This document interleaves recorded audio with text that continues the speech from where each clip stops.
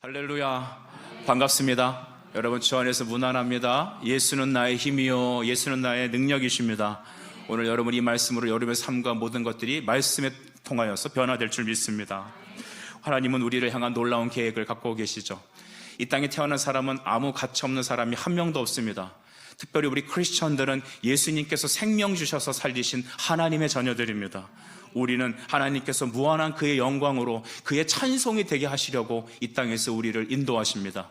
때로는 환난도 그런 종류의 일종이고, 우리 모든 어려움들은 바로 하나님의 말씀의 빛을 비춰주셔서 주님의 이름으로 세상을 이기는 믿음 주시기 원한 것이죠. 따라합시다. 세상을 이기는 믿음, 세상을 이기는 믿음. 예, 그것입니다. 여러분이 가질 무기는 그것이라는 것입니다. 그래서 하나님께서 우리를 작정하시고 계획하셨어요. 우리의 구원, 우리 교회, 우리 가정, 여러분의 삶의 지금 모든 생명과 복과 은혜는 하나님이 작정하신 것입니다. 하나님이 계획하신 것입니다. 하나님의 선택이 없고 하나님의 작정이 없다면 오늘 이 자리에 예수 믿을 사람 한 명도 없고 생명 주어진 사람 한 명도 없습니다. 그러니까 우리가 예수를 믿는 순간 우리는 그것들을 고백하게 됩니다. 나는 주님의 것입니다. 주님은 나의 인생의 주이십니다. 나의 로드, 나의 전능하신 분, 나의 힘과 능력, 소망이십니다. 그런데 이런 무한한 작정 속에 있는 우리에게 어떤 분들은 이런 생각을 갖기도 합니다. 마치 철학자 니체와처럼 신은 죽었다 말하는 그 철학자, 여러분 한 번쯤 이름을 들어보셨을 겁니다. 요즘 서점에 가니까 쇼펜하우어와 니체, 이런 철학자들, 염세적인 철학자들이 굉장히 각광을 받는 시대가 되었습니다. 그것은 세상이 그만큼 넉넉하지 않다라는 뜻이겠죠. 회의론에 가득한 이 땅에서 여러분, 그러면 우리는 크리스천들은 하나님이 작정하셨으니까 기도할 필요도 없고 그냥 어차피 하나님 마음대로 될 거니까 내 생활 아무렇게나 막 살아도 된다라는 그런 여러분 생각으로 우리가 삶을 살면 되겠어요, 안 되겠습니까? 안 되는 것입니다. 하나님께서 우리를 작정하셨다, 선택하셨다, 그의 뜻에 의해서 우리가 변화될 것이고 인도함 받을 거라는 그 하나님의 작정의 신앙은 어떤 의미가 있냐면 하나님이 그만큼 나를 사랑하셨다는 것입니다. 나를 붙잡고 계신 그 하나님께서 마침내 주님의 뜻대로 우리를 변화시키신다는 것입니다. 아브라함을 아브라함으로 바꾸시고 야곱을 이스라엘로 바꾸시는 하나님은 여러분의 남편과 자식과 여러분 자신을 하나님께서 하나님의 온전한 자로 바꿔주실 줄 믿습니다. 그래서 말씀을 들을 때마다, 예배 드릴 때마다 우린 다음과 같은 소망으로 불타야 합니다. 주님은 오늘 나를 바꾸신다. 여러분의 염려와 근심과 어려움이 찾아올 때마다 하나님은 이 어려움과 고난을 통하여 나를 믿음의 사람으로 성숙시키실 것이다. 그때 하실 것이 하나 있죠. 믿음 가지고 주 앞에 나가셔야 합니다. 여러분, 요단강을 이스라엘 백성들이 발로 밟고 건넜습니다. 요단강이 당시에 여러분 곡식을 거둘 때가 됐기 때문에 막 물이 철철 흘러 넘쳐서 사람이 건널 수 없는 그런 강이었습니다. 그러나 하나님은 말씀하시죠. 건너가라 말씀하실 때 제일 먼저 말씀의 법궤를 제사장들이 메고 그들이 앞서 발을 디뎠습니다. 발을 디딜 때 물은 갈라졌습니다. 오늘날 여러분도 일이 풀리면 내가 주님께 순종하겠어요 라고 말하지 마세요. 믿음으로 하나님 앞에 첫 발을 디디십시오. 그러면 강은 열리는 것입니다. 여러분이 그런 은혜의 수혜자가 되기를 간절히 바랍니다. 하나님은 우리를 위해서 계획하시고 미리 작정하셨습니다. 에베소서 1장 11절인 말씀인데 제가 새번역 버전으로 준비해 보았습니다. 제가 읽어보겠습니다. 하나님은 그리스도 안에서 우리를 상속자로 삼으셨습니다. 이것은 모든 것을 자기의 원하는 뜻대로 행하시는 분의 계획에 따라 그리고 미리 정해진 일입니다. 아멘. 우린 영원전 하나님의 뜻 안에서 정해진 자입니다. 예수님 만나는 순간 우리는 눈물이 터지게 돼요. 왜냐하면 그는 내 이름을 영원전부터 아셨기 때문입니다. 나를 선택하신 그분은, 나를 작정하신 그분은 버리지 않고 영원히 함께 하실 것이기 때문이죠. 오늘은 작정에 대한 신앙의 교리에 대해서 말씀을 듣는 거예요. 작정은 어떤 뜻이냐면 만물을 형성하는 하나님의 기뻐하시는 뜻입니다. 이거 한번 따라서 해볼까요? 하나님의 기뻐하시는 뜻. 시작. 하나님의 기뻐하시는 뜻.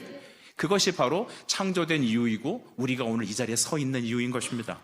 근데 특별히 인격적인 존재인 우리에게 하나님은 예정이라는 또 신앙의 교리를 주셨습니다. 예정은 뭐냐 하면 하나님께서 구원할 자를 작정하신 것을 말하는 겁니다. 여러분, 우리가 어떻게 예수 믿었는지 돌이켜보세요. 부모님이 예수 믿는 분들이니까 목회자 가정에, 또한 신앙의 가정에, 3대, 4대 예수 믿는 가정에 태어났다 보니까 어렸을 때부터 교회 다니는 게 익숙해지고 말씀을 듣다 보니까 예수를 믿고 오늘 여기까지 왔네? 우리 이렇게 생각할 수 있습니다. 우리 친구는 정말로 성격이 반듯하고 성실하고 뭔가 하나를 시작하면 끝까지 잘 해내는 그런 성향이기 때문에 예수를 믿어도 그냥 교회 다니다 보니까 자연스럽게 예수를 잘 믿게 되었구나. 여러분 이렇게 생각하시면 절대 안 되죠. 여러분, 우리가 예수 믿고 천국 가게 되는 이유는 우리가 잘 믿어서가 아니라는 사실을 꼭 기억하십시오. 여러분의 성품이 그렇게 진득하고 성실해서가 아니라는 사실입니다. 하나님의 전적인 은혜인 것입니다. 나 같은 죄인을 살리신 그 하나님은 내가 과히 상상도 할 수 없는 그 놀라운 계획을 가지고 오늘 2024년도 이곳에 우리가 주를 예배하게 하시고 우리가 천국 백성임을 창세전에 하나님은 그리스도 안에서 작정하셨습니다. 그분의 계획에 따라, 즉 그분의 기뻐하시는 뜻에 따라 우리를 계획하셨습니다. 그러면 질문 하나 드립시다. 하나님이 나를 계획하시고 나를 작정하시고 이 자리에 세우셨으니 영원까지 인도하실 줄 믿습니다. 모든 삶의 구비구비, 모든 여러분 진흙탕과 언덕과 수많은 여러분 사방의 우겨싸움 속에서도 하나님은 나를 작정하시고 나를 계획하시고 인도하시기 때문에 나는 염려가 없는 것입니다. 하나님 여러분을 지키시는 분이십니다. 그래서 구원은 인간의 어제 의지적인 선택에 있지 않습니다. 내가 예수를 믿기로 선택했습니다. 이것이 여러분이 선택을 했기 때문에 하나님을 믿기 시작한 것이 아닙니다. 신앙은 종교적인 감정도 아닙니다. 찬양을 부르다가 왠지 그 찬양의 가사가 내 마음을 건드리고 눈물이 터지고 내 마음에 왠지 울고 나니까 사람의 마음이 어떻습니까? 시원하죠.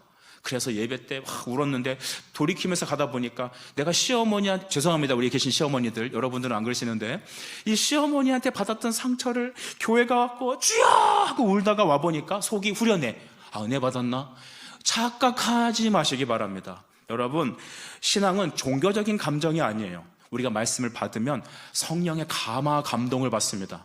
그래서 내 인격이 깨어지고 내 삶에 하나님이 개입하셔서 나를 온전히 흔들어서 주님의 것으로 바꾸시는 작업인 겁니다.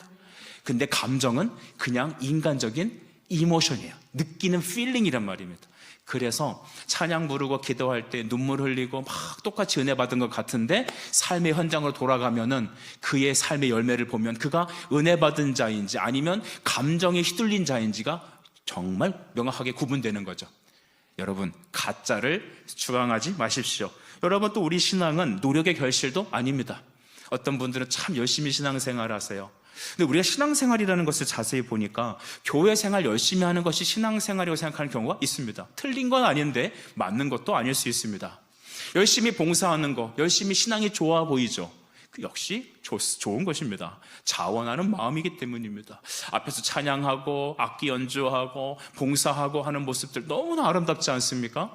그런데 내가 열심히 하니 하나님께서 내게 복을 주시겠지라고 생각한다면 큰 오산입니다. 이것은 세계의 종교의 특징이죠. 우린 종교 생활하는 사람들이 아닙니다. 하나님께 드리는 게 있으니 당신도 내게 뭔가 주시는 게 있어야죠. give and take. 이거는 사회 사업 논리지 신앙의 논리는 절대 아닙니다. 여러분은 왜 기도하시나요? 왜 주님 앞에 나오셨나요? 잘 분별하십시오. 여러분, 우리가 하나님께 뭘 잘 드려서 그가 나에게 결실로 신앙과 은혜를 주는 게 아닙니다.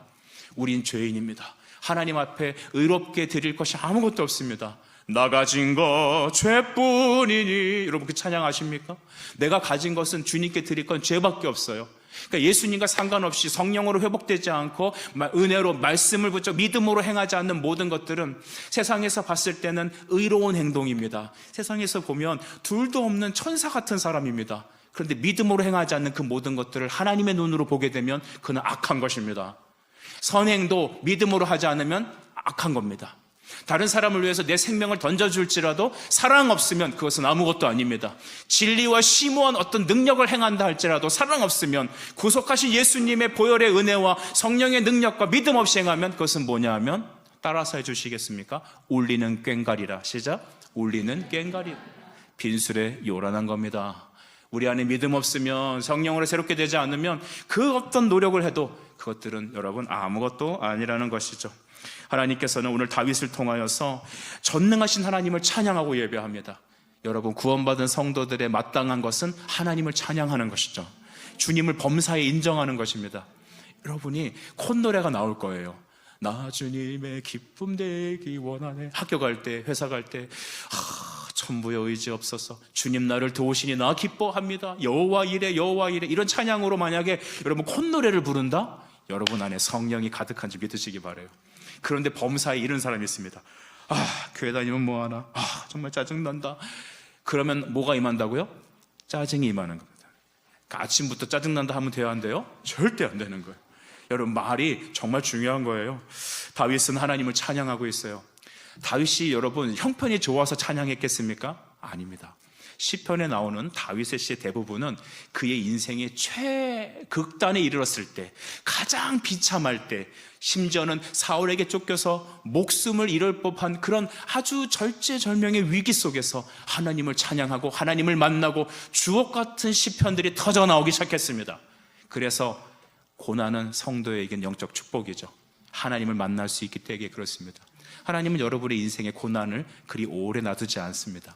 여러분이 그 고난의 상황에서 주님을 붙잡고 일어설 수 있으셔야 돼요. 여러분, 그때 하나님은 여러분에게 찬송을 터뜨려 주실 것입니다. 말씀의 현미경으로, 제가 뭐라고 그랬죠? 말씀의 현미경으로. 박테리아나 세미한 어떤 세포 조직을 보려면 현미경이 필요합니다. 성경은 현미경입니다. 하나님을 이게 육안으로 볼 수 없습니다. 말씀이라는 현미경으로 우리 하나님을 발견할 수 있습니다. 또 말씀이란 거울로 하나님은 우리를 자기 자신을 비추어 주십니다. 그러니 다윗을 통하여 우리 하나님이 어떤 분인 줄 깨달으시길 바랍니다. 11절을 우리 같이 한번 소리내어 읽어 주실까요? 11절 시작. 여호와의 계획은, 아멘. 여호와의 계획, 이것을 아까 제가 작정이다, 또 예정이다, 이렇게 얘기를 드렸어요. 하나님의 기뻐하시는 뜻은 어떻다? 영원히, 또 대대에 이른다라고 했습니다. 하나님은 영원한 분이십니다. 하나님은 전능하신 분이십니다. 그렇기 때문에 그의 성품을 가지고 그의 뜻은 영원한 것입니다. 영원전에 계획하신 하나님은 영원히 당신의 계획하신 것을 이루십니다. 하나님을 우린 잘 알아야 돼요. 절 보실까요? 하나님은 영원하세요. 그래서 그가 작정하신 것, 그의 기뻐하시는 뜻은 반드시 이루어집니다. 우리가 방학 동안에 여러분 방학 계획을 세운 적이 있죠. 나 아침 몇 시에 일어나서 성경을 읽고 기도하고 운동을 하고, 한 달 쭉 지난 다음에 여러분 점검해 보세요. 아침에 일어나서 성경을 몇 장이나 읽었습니까? 기도는 했습니까? 운동이 뭡니까? 나는 숨쉬기 운동밖에 안 했어요. 자세히 보니까 우리가 계획한 것 아무것도 안 됐습니다. 왜 그럴까요? 여러분은 신실하지 않기 때문입니다. 우리는 인간이라서 영원하지 않기 때문입니다. 우리의 뜻한 것을 다 이루지 못합니다. 심지어 우리의 계획과 뜻마저도 죄로 얼룩졌습니다. 하나님은 다르시죠. 하나님의 계획은 영원하십니다. 즉 반드시 성취된다는 것입니다. 정말 지혜로운 사람은 영적인 말씀을 붙잡는 것입니다. 하나님의 언약은 영원하다. 하나님의 구원 계획은 전능하다. 그리고 대대에 이른다는 것입니다. 우리 교회는 성령의 가족들이 되길 바랍니다. 여러분 자녀들은, 청년들은, 우리의 노년들은 다 각 세대가 하나님의 성령으로 하나님의 말씀을 깨닫고 전도하고 선포하고 주님의 뜻에 우린 변화가 될 것입니다. 언약하신 대로 이루십니다. 하나님 약속대로 이루신다는 것이죠. 하나님은 그가 기뻐하신 대로 세상을 창조하셨습니다. 하나님은 세상을 왜 만드셨나요? 여러분은 태어난 김에 살아갑니까? 하나님의 놀라운 계획 속에 살아갑니까? 전자입니까? 후자세요? 다 전자시죠? 우리는 하나님의 놀라운 계획 속에 태어났습니다. 살아간 김에 살아가는 것은 세상 사람들이죠. 하나님께서는 하나님의 뜻대로 세상을 창조하셨습니다. 나도 하나님이 그의 놀라운 뜻 속에서 만들어졌습니다. 정말 놀라운 것은 하나님의 뜻으로 만들어졌기 때문에 우리는 하나님의 뜻대로 이루어질 겁니다. 진짜 우리의 기쁨은 어디 있냐 하면 내 인생을 통하여 하나님의 계획이 이루어지는 겁니다. 하나님의 계획은 무엇입니까? 여러분이 주님을 믿는 겁니다. 여러분이 구원받는 것입니다. 하나님을 찬양하는 겁니다. 예배하는 겁니다. 주님을 증거하는 것입니다. 항상 기뻐하고 범사에 감사하고 그의 이름으로 송축하는 하나님의 찬송이 되는 것입니다. 여러분, 그래서 하나님의 뜻이 여러분에게 이루어지려면 말씀을 통하여 하나님을 발견할 수 있어야 되겠죠. 하나님은 그분의 뜻대로 우리를 인도하실 것입니다. 특별히 예수 그리스도를 통하여 구원하시기로 작정하셨습니다. 여러분은 하나님이 나를 작정하셨다라는 라는 생각을 확고하게 하기 위해선 에베소서 1장 4절 말씀을 꼭 참조하셔야 합니다. 제가 여러분에게 한번 읽어드려 보겠습니다. 하나님은 세상을 창조하기 전에 그리스도 안에서 우리를 택하셨습니다. 할렐루야. 세상을 만드시기도 전에, 영원 전에 하나님은 오늘 우리를, 이 자리에 앉아있는 우리 자녀들과 우리 성도님 여러분 한 분 한 분을 다 작정하셨습니다. 우리 하나님의 계획 속에 있습니다. 우리를 택하여 주셔서 사랑해 주시고 하나님 앞에서 거룩하고 흠과 점도 없는 사람이 되게 하신다는 것입니다. 가만히 말씀을 통해 내 자신을 비추어 보면 왜 이렇게 흠결투성인지 모르겠어요. 지금 돌아가셨던 우리 사랑의 교회 원로 목사하셨던 고 옥하는 목사님은 그가 젊으셨을 때 어느 교회당에서 이렇게 설교하시더라고요. 여러분, 제 이름은 한없이 흠이 많다 해서 옥한음이다 라고 했다고 합니다. 참 워드플레이에 강하신 분이죠. 자기 이름이 한흠이기 때문에 얼마나 흠이 많으면 한흠이냐, 그렇게 잘 고백을 하시더라고요. 이게 정직한 고백입니다. 우리 대개 목사님들은 거룩한 척하죠. 죄가 없는 척하고 뭐 다 예배 잘하는 것 같고 기도하는 것 같고. 제가 목사의 세계 들어가 보니까 그러지 않은 분들이 많고, 저 역시 돌아봤을 때 한없는 흠결이 많는 죄인일 수밖에 없습니다. 여러분, 놀랍지 않아요? 흠 많고 부족하고 죄의 투성인 제가 어떻게 귀한 생명의 말씀을 여러분 앞에 대언할 수 있을까요? 이게 신비입니다. 우리가 행위 거룩해서 교회에 앉아있는 사람 한 명도 없는 겁니다. 세상에 교회 밖에 계시는 분들 중에 이렇게 착각하시는 분들이 계시는 것 같아요. 교회는 천사들만 가는 거예요. 교회는 흠이 없는 완벽한 사람들만 간다고 생각해요. 마치 3대 4대를 통하여서 기도와 말씀이 쫙 쌓여 있어서 거룩한 사람들이 가는 곳이라 생각합니다. 천만의 말씀이죠. 교회는 목욕한 사람이 가는 곳이 아니라 목욕할 사람이 가는 겁니다. 이미 예수님의 피로 거룩한 사람들이 가는 곳이지만 또한 그곳에서 육신의 때를 벗어버리고 성령과 말씀으로 새롭게 되는 하나님의 사람들이 하러 모이는 곳입니다. 여러분, 이 시간에 말씀의 생수로 여러분이 죄가 씻김을 받고 하나님의 성령으로 새롭게 변화되길 축복합니다. 주일뿐만 아니라 우리는 그리스도의 성전이죠. 예배당이 성전이 아니라 우리 자신이 성전입니다. 여러분 자신이 성전이기 때문에 매일 주님 앞에 말씀과 기도로 거룩해져야 되는 거예요.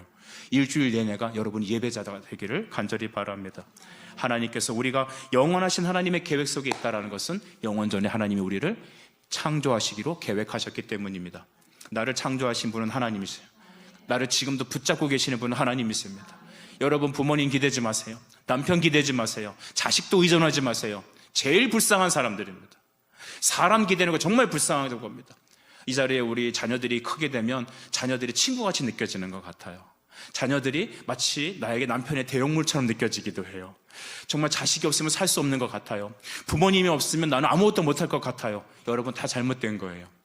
우리는 자녀를 기르는 것은 어떤 의미가 있습니까? 주님이 맡겨주신 바로 기도와 말씀, 자녀를 양육할 그 양육에 권한을 부여해 주신 것입니다.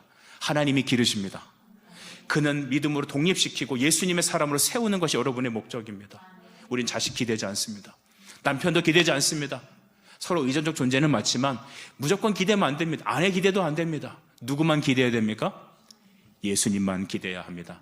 그래서 우리는 기도할 때 하나님의 이름으로 기도하지 않고, 목사님의 이름으로 기도하지 않고, 성령님 이름으로 기도하지 않습니다. 누구의 이름으로 기도하죠? 예수 그리스도의 이름으로 기도합니다. 왜냐? 우리 에베소서 1장 4절에 창세전에 그리스도께서 예수 안에서 우리를 작정하셨기 때문입니다. 예수님이 중보자세요. 예수님이 여러분의 기도의 대원자세요. 하나님과 우리를 이어주시는 분은 예수님이세요. 여러분이 천국에 가는 것은 예수 이름으로 들어가는 것입니다. 여러분의 남편과 아내의 그 불편하고 깨어진 모든 관계가 회복되는 길은 예수 그리스도 이름으로 되는 것입니다. 정말로 하나 되기 원하신다면 그리스도와 먼저 하나 되십시오. 사랑하기 원한다면 하나님의 용서와 사랑을 받으십시오. 그래야 다른 사람을 용서하고 사랑할 수 있고, 그래야 여러분 하나님의 뜻을 깨달을 수 있고, 이 세상에 살면서 하나님이 나를 창조하셨다는 그 놀라운 진리 속에 낙심하지 않고, 오늘 기도하신 집사님의 기도처럼 염려와 고민하지 않고 범사의 모든 것을 예수님께 맡길 수 있는 용기가 생기는 겁니다. 아까 요단강은 어떻게 갈라졌다고 말씀드렸습니까? 먼저 디딜 때입니다. 꼭 기억하세요. 말씀으로 먼저 디딜 때입니다. 그러니까 기도보다 앞서면 돼요, 안 돼요? 안 됩니다. 공부 잘하고 싶으시죠? 여러분, 공부 잘하고 싶어요? 고3 왜 대답을 안 해요? 주시는 대로 살길 원합니까? 공부 잘하기 원하고 있다면 하나님을 시인하십시오. 여러분, 가족끼리 행복하길 원하십니까? 예수님이 먼저 여러분 앞에 주님이 되셔야 합니다. 여러분, 세상 방법으로 하려고 하지 마세요. 예수님이 여러분의 주인이시기 때문입니다. 예수 임하면 샬롬이 됩니다. 예수 임하면 여러분 모든 세대 갈등은 풀어집니다. 예수 임하면 저 이북의 김정은 씨도 여러분 하야합니다. 예수 이름으로 통일되야 되는 것이고, 예수 이름으로, 왜냐하면 하나님께서는 에베소서 1장 10절에 하늘과 땅의 모든 것을 예수 그리스도로 통일하길 원하시기 때문이다라는 것이죠. 여러분, 우리는 그 사명 속에 있습니다. 12절을 보십시다. 12절 이렇게 말하죠. 우리 12절 같이 읽어볼까요? 시작. 여호와를 자기 하나님으로 삼은 나라 곧 하나님의 기업으로 선택된 백성은 복이 있도다. 아멘. 자기 하나님으로 삼은 나라, 여호와 하나님을 나의 하나님, 나의 아버지로 삼는 나라와 성도들은 축복이 있습니다. 행복한 것입니다. 우리 신명기 33장 29절은 성도들과 각 가정이 매일 붙잡아야 될 너무 중요한 정체성의 말씀인데요. 신명기 33장 29절, 우리 남자 성도님들 33장 29절을 이 PPT 말씀을 통해 같이 한 목소리로 읽어주십시오. 시작. 이스라엘이여, 너는 행복한 사람이로다. 여호와의 구원을 너같이 얻은 백성이 누구냐? 그는 너를 돕는 방패시요 내 영광의 칼이시로다. 내 대적이 내게 복종하리니 내가 그들의 높은 곳을 밟으리로다. 아멘. 여러분, 말씀을 잠깐 띄워주시고요. 이스라엘이요, 이스라엘이요. 여러분, 이스라엘은 무엇입니까? 하나님이 선택하신 하나님의 성도들입니다. 교회입니다. 그래서 구약에서 백성은 신약에서 뭐라고 그랬습니까? 성도요, 자녀라고 얘기했어요. 우린 이스라엘이요 하면은, 예, 예수님 저 여기 있어요, 이렇게 손 들고 나오셔야 돼요. 우리 이름을 붙이면 좋겠죠. 자, 송 목사야, 너는 정말 행복한 사람이로다. 김 집사요, 당신은 정말 행복한 사람이다. 왜 그럴까요? 우린 행복하다라고 생각하면 잘 산다라는 것을 생각을 합니다. 그렇죠? 여러분, 잘 사는 건 무엇입니까? 여러분이 참 저 사람 잘 살아 할 때 뭘 잘 산다고 합니까? 돈이 많다고 하는 걸 잘 산다고 얘기합니다. 오늘 이 자리에 오실 때 여러분, 고급 승용차를 끌고 오셨습니까? 그 차를 보고 와, 저 사람 잘 사네. 잘 사는 게 아니라 돈이 많은 겁니다. 여러분, 돈이 많은 것과 잘 사는 건 같아요, 틀려요? 다르죠. 근데 우리는 돈이 많으면 행복하다고 생각해요. 그래서 요즘 나오는 드라마의 내용들을 보면, 물론 여러분 드라마 안 보고 항상 기도와 말씀에 충만한 줄 제가 이해하지만, 제가 성도들의 삶을 이해하기 위해서 가끔 드라마를 봅니다.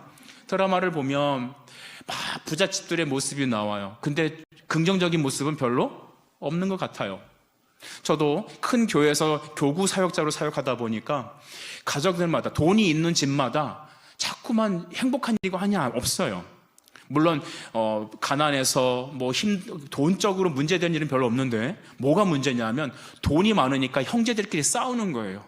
유산 상속 문제를 놓고 여러분 싸웁니다. 심지어 어쩔 때는 이러한 건물이 있으면 건물을 이렇게 자식 수대로 이렇게 등분을 칩니다. 그래서 여기부터 여기 블럭은 큰 아들 거, 여기부터 두 번째는 작은 아들 거, 이렇게 여러분 상가도 이렇게 등분을 잘라갖고 먹더라고요. 행복합니까? 잘 사는 겁니까? 아니요. 돈이 신이 된 사람은 하나님을 믿을 수 없는 거예요. 자기 성공이 신이 된 사람은 하나님 기댈 수가 없습니다. 여러분이 정말 성공해서 기업을 일으킨 어떤 기업 총수라고 해봅시다. 나의 성공 신화는 하나님을 기댈 이유가 없는 거예요. 나는 내 신앙이 뭐예요? 내가 성공한 그 성공 신화가 그 사람의 신앙이 되는 겁니다. 주 예수보다 비교할 것은 없습니다. 여러분, 예수님을 기대는 것이 진짜 행복입니다. 오늘 아까 우리 얘기했던 신명기 33장에서 말씀하지 않습니까? 너같이 구원을 얻을 백성이 어디 있느냐? 하나님은 너를 돕는 방패시고 너의 영광의 칼이시다. 세상의 수많은 어둠의 시험과 사탄의 시험들, 영적 전쟁이 우리에게 있지 않습니까? 여러분의 마음을 낙심시키게 만들고 믿음에서 좌절하게 만들고 죄가 여러분을 끌고 다녀서, 그래서 가족이 불화하고 모든 상황에서 하나님을 떠나고 세상으로 나가게 만드는, 자꾸만 중독에 빠지게 만들고 세상에 나가서 나로 하여금 하나님의 영광에 이르지 못하게 만드는 그 죄악에 끌려다니는, 죄의 노예로 끌고 다니는 우리를 어떻게 여러분 승리할 수 있겠습니까? 믿음의 방패와 말씀의 검이 그 모든 것을 막아내고 잘라내고 승리할 수 있지 않겠습니까? 여러분 잘 들어보셔요. 예수님께서 40일 광야에서 시험을 당하신 적이 있어요. 40일 금식할 때 그때 찾아와서 사탄이 세 가지 물어보잖아요. 뭘 물어봤습니까? 돌로 떡을 만들어 봐. 두 번째는 뛰어내려 보아라. 나에게 절해봐라. 내가 이 세상의 영광 다 너에게 줄게. 아마 대부분의 한국의 성도들은 이 세 번째쯤 가면은 사탄에게 머리 굴을 사람이 상당히 많을 것 같아요. 예수님은 그 모든 사탄의 공격을 어떻게 물리치셨습니까? 하나님의 말씀으로. 사람이 떡으로 사는 게 아니라 오직 하나님의 입에서 나오는 모든 말씀으로 살아갈 것이다. 사탄아 물러갈지어다. 여러분, 사탄을 대적하십시오. 사탄은 여러분이 제일 사랑하는 모습입니다. 만일 결혼하지 않은 미혼 남자에게, 여자친구가 없는 싱글에게 사탄은 매력적인 여인의 모습으로 다가올지도 모르겠습니다. 음식을 좋아하는 먹방을 하는 사람들에게는 맛있는 삼겹살의 모습으로 다가올 수도 있겠습니다. 돈이 없는 사람에게는 돈으로, 건강이 약한 사람에게 건강으로. 사탄은 그렇게 우리가 가장 흥미롭고 매력적이고 정말 세상에서 없으면 안 되는 모든 사람이 좋아하는 모습으로 우리에게 찾아올 겁니다. 그때마다 우리는 어떻게 그것을 대적할 수 있을까요? 하나님이 주신 말씀의 방패, 믿음의 방패와 말씀의 검으로 이겨내가는 것입니다. 그런데 이 모든 것을 준 백성들이 있다라는 것이죠. 누구다? 바로 우리라는 것입니다. 이스라엘이여, 너는 행복한 사람이로다. 여러분은 행복한 사람입니다. 한번 우리 선포합시다. 나는 행복한 사람입니다. 시작. 나는 행복한 사람입니다. 예, 그렇습니다. 돈 많은 거는 돈이 많은 겁니다. 잘 사는 거 아닙니다. 예수가 우리 안에 있어야 잘 사는 것입니다. 13절 14절에서는 하나님께서 우리를 어떻게 돌보시는지, 그가 작정하시고 택하신 백성을 하나님 어떻게 케어하시는지에서 아주 디테일하게 설명하고 계시죠. 13, 14절을 제가 보겠습니다. 여호와께서 하늘을 굽어보사 모든 인생을 살피시며, 14절 이렇게 말하죠. 그가 거하시는 곳에서 세상의 모든 거민들을 굽어 살피신다 했습니다. 하나님 살피시는 분이십니다. 졸지도 주무시지도 않고 낮의 해와 달도 너를 상치 못하며, 여러분, 그는 불기둥과 구름기둥으로 우리를 안위하시고 붙잡고 계십니다. 게으른 분이 아니십니다. 성도들이 살면서 이렇게 하나님 앞에 시험당할 때가 있어요.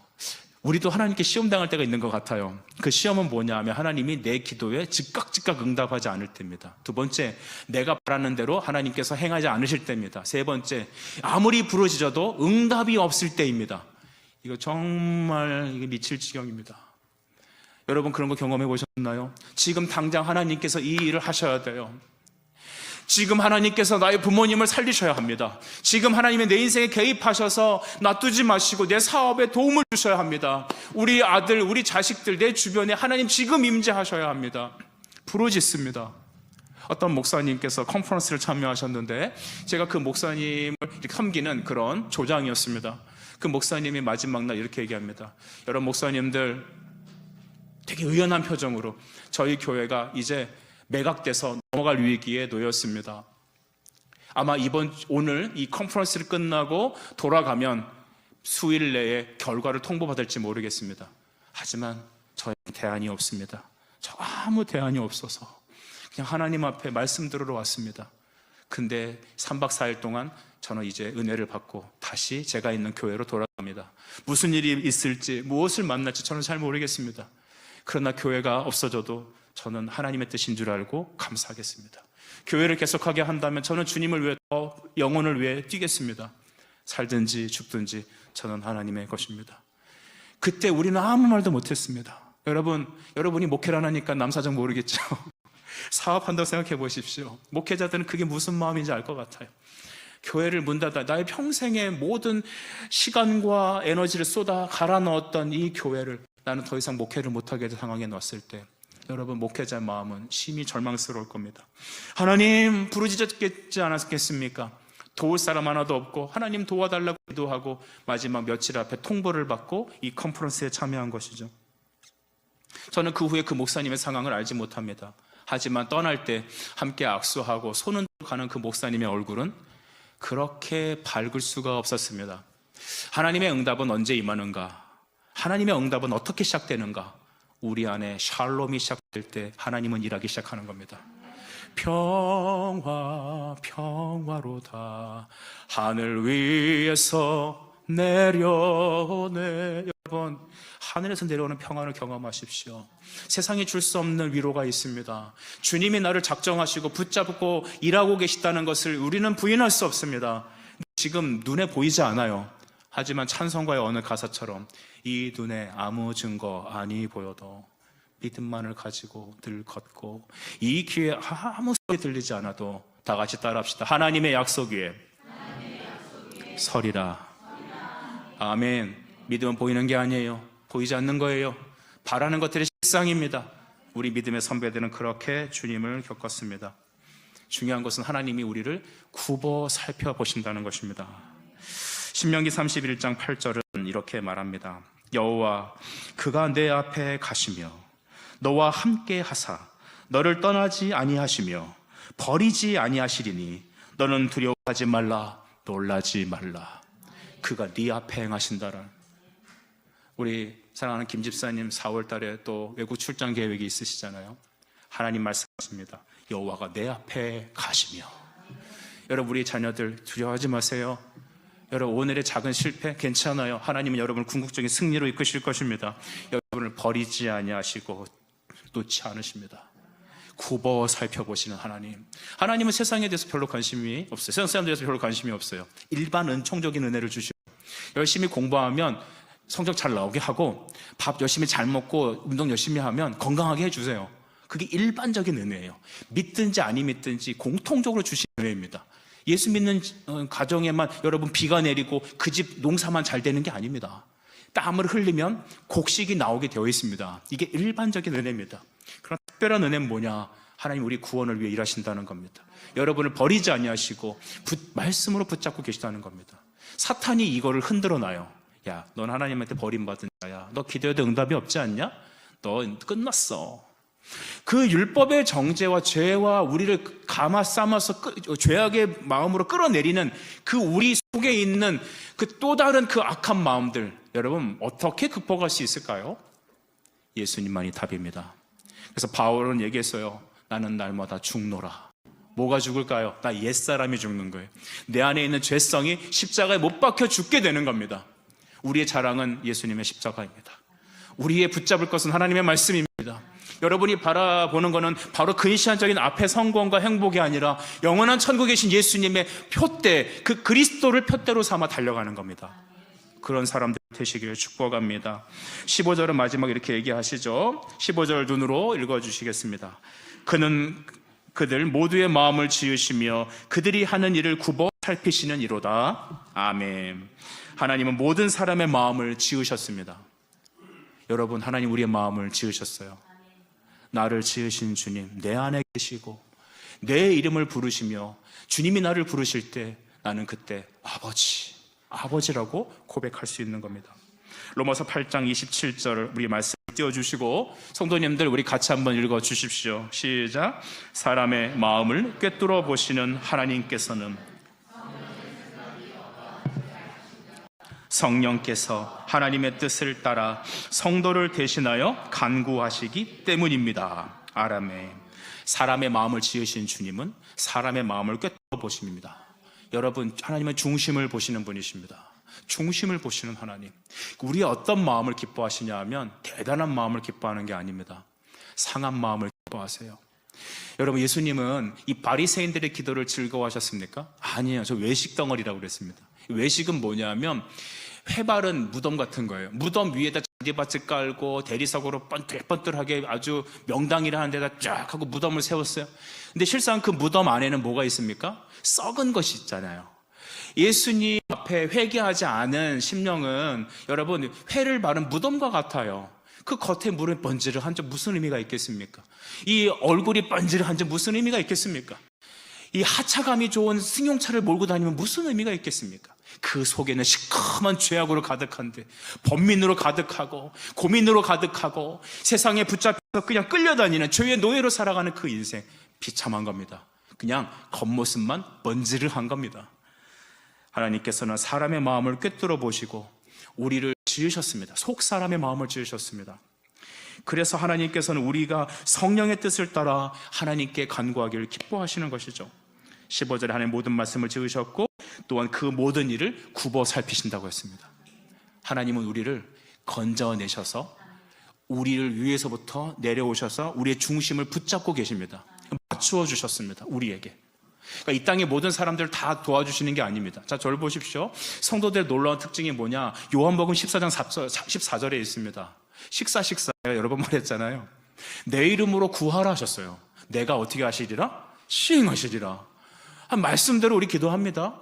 성도들에게만 주신 거예요. 믿지 않는 사람들은 그걸 몰라요. 예수의 생명이 없는 사람들은 그거 모릅니다. 근데 하나님 우리를 거듭나게 하셨어. 예수 믿게 하셨어. 이렇게 끌어올리셨어요. 그리고 하나님께서 위에서부터 말씀과 성령을 우리에게 맞추어 주셨어요. 그래서 우리가 그때 아버지라 말하게 되고 우리의 마음을 지으신 하나님은 우리 안에 성령의 뜻에 따라 구하게 하신다는 겁니다. 여러분 진짜 인생에서 하나님의 인도를 받기를 원하십니까? 그러면 여러분에게 팁을 드리겠습니다. 성령이 역사하는 방법은 하나입니다. 믿음인데 말씀을 들을 때, 선포될 때 역사하십니다. 그러니까 말씀과 성령은 함께 일하시는 거예요. 감정으로 일하는 게 아닙니다. 한국 교회 잘못된 게 많아요. 제가 한국 교회를 가히 비판할 수 없습니다. 제가 7살, 8살 그때 보니까 한국에는 그렇게 은사주의가 많았습니다. 대개 들었던 찬양은 그거예요. 할 수 있다 하면 된다 해보자. 새마을 운동이 변형돼 갖고 그죠? 잘 살아보세요. 그 운동 있잖아요. 초등학교 때 학교 가다 보면 맨날 새벽 종이 울렸네 새아침. 근데 교회에서는 뭘 말하냐면 할 수 있다 하면, 물론 이제 긍정적인 반응은 있겠죠. 전도하자, 기도하자, 그런 의미일 겁니다. 하지만 인간의 열심과 노력으로 하나님 앞에 변화될 인생이 아무도 없습니다. 하나님 앞에 나아감이 있어야겠죠.